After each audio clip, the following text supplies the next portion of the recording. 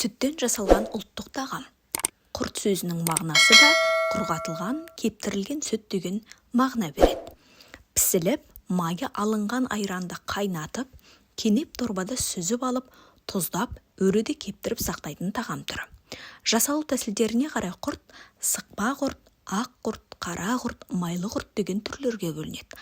Ал қазіргі таңда құрттың түрі де көбейген. Мысалы, мына құрт түйенің құрты.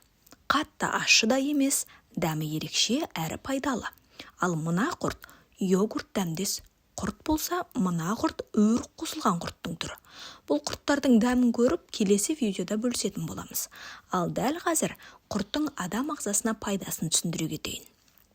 Құрт кальцийдің көзі, сондай-ақ ақуызға өте бай.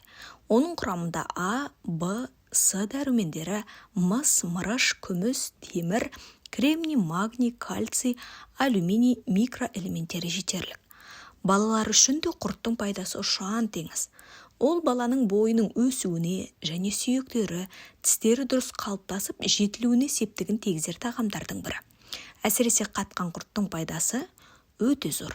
Себебі тісі енді шығып келе жатқан балалардың иектерінің қатаюына жәрдемдеседі.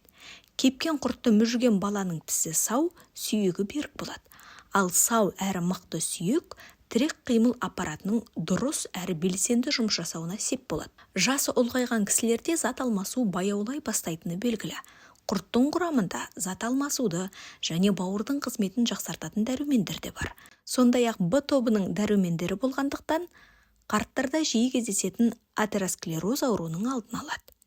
Құртты көктем жаз айларында жеген өте пайдалы. Себебі көктемде дәрумендердің жетіспеушілігі байқалады. Жаз айында ыстық шай ішкен кезде термен бірге тұзды да жоғалтады. Сол жоғалған тұздың орнын толтыруға көмек зор. Құртты әркім өз қалауынша қалаған тағамына қосып жей беруге болады. Ал сіз құртты ұнатасыз ба? Құрттың қандай түрін жақсы көресіз? Комментарийға пікір қалдырып, міндетті түрде лайк басып, ауылдың дәмін сағынған жақындарыңызға дәл осы видеоны жіберіп қойыңыздар.